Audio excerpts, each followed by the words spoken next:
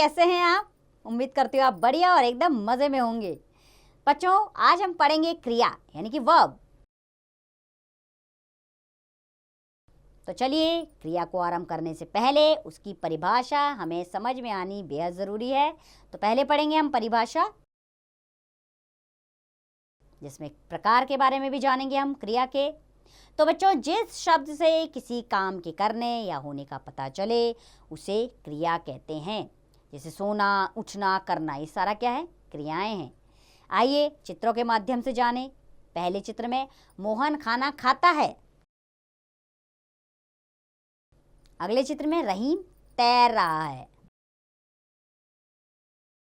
और तीसरे चित्र में रेलगाड़ी दौड़ रही है।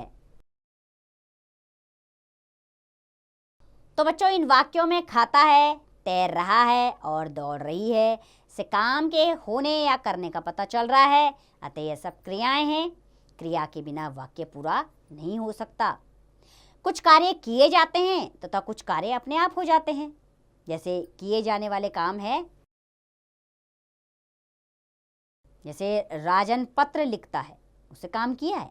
रमा नाचती है, गधा घास खाता है, इसमें कर्म किया गया है। नहीं करोगे तो ये काम अपने आप नहीं होगा। और अपने आप होने वाले काम हैं, जैसे वर्षा हो रही है, इसमें आपने कुछ नहीं किया, वर्षा हो रही है। आज सर्दी हो रही है, आपके द्वारा कोई कर्म नहीं किया गया, सर्दी हो रही है। सूरज उग रहा है, इसमें आपने क्या किया? कुछ नहीं किया। तो फिर ये कार्य हो रहा है लेकिन अपने आप हो रहा है। आइए अब क्रिया के भेद की ओर चलें। कर्म के आधार पर क्रिया के दो भेद होते हैं, अकर्मक क्रिया व सकर्मक क्रिया। तो सबसे पहले पढ़ते हैं अकर्मक क्रिया के बारे में। जिस क्रिया के साथ किसी कर्म की आवश्यकता नहीं होती उसे अकर्मक क्रिया कहते हैं। अ का अर्थ होता है नहीं, कर्म मतलब कर्म का ना होना, अर्थात जिस वाक्य में कर्म नहीं होगा वो वाक्य अकर्मक क्रिया का कहलाएगा। जैसे राहुल तैरता है, इसमें कर्म नहीं है। राहुल संज्ञा है, तैरता है क्रिया है, कर्म की मौजूदगी है ही नहीं। तो ये वाक्य क्या है? अकर्मक क्रिया। बिल्ली दौड़ती है, कुत्ता भौंकता है, पक्षी उड़ रहे हैं, इसमें कर्म है ही नहीं। अब दूसरे तरह का वाक्य है सकर्मक क्रिया। जिस क्रिया के साथ किसी कर्म की आवश्यकता होती है उसे सकर्मक क्रिया कहते हैं। नाम से ही पता है, सकर्मक अर्थात कर्म के साथ, अर्थात जो वाक्य कर्म के साथ होता है वो सकर्मक क्रिया का उदाहरण होता है। अच्छा, अब बताइए कि रानी फूल तोड़ती है में कर्म क्या है?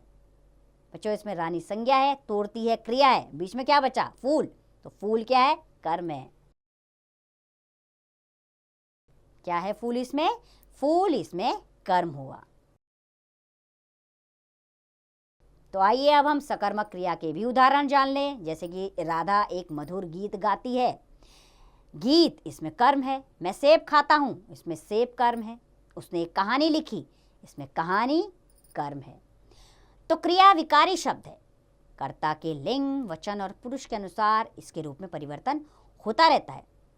जैसे पुल्लिंग में आकाश खाना खा रहा है, पिताजी सो रहे हैं। स्त्रीलिंग क्या हुआ? नीना खाना खा रही है, माताजी सो रही है।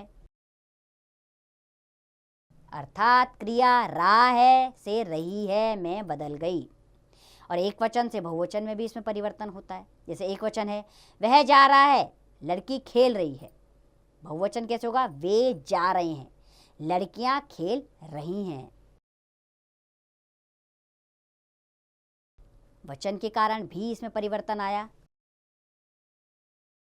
रहा है से रहे हो गया और खेल रही है से खेल रही हैं। तो आइए इस पाठ को एक बार दोहरा लेते हैं। बच्चों, जिन शब्दों से किसी काम का करना या होना पाया जाए वे क्रिया कहलाते हैं। क्रिया के बिना वाक्य पूरा नहीं हो सकता।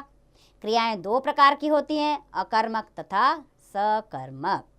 तो बच्चों, इस पाठ में हमने क्रिया और उसके भेद पढ़े। उसके दो भेद होते हैं जिनके बारे में हमने आपको बताया। अब आपने पहचान करनी है कि कौन सा अकर्मक का उदाहरण है और कौन सा सकर्मक का उदाहरण है। आप अपनी पाठ्य पुस्तक में अकर्मक और सकर्मक क्रिया के उदाहरण छाटिए और उसका अभ्यास कीजिए। अब इसका अभ्यास करें, स्वयं कीजिए।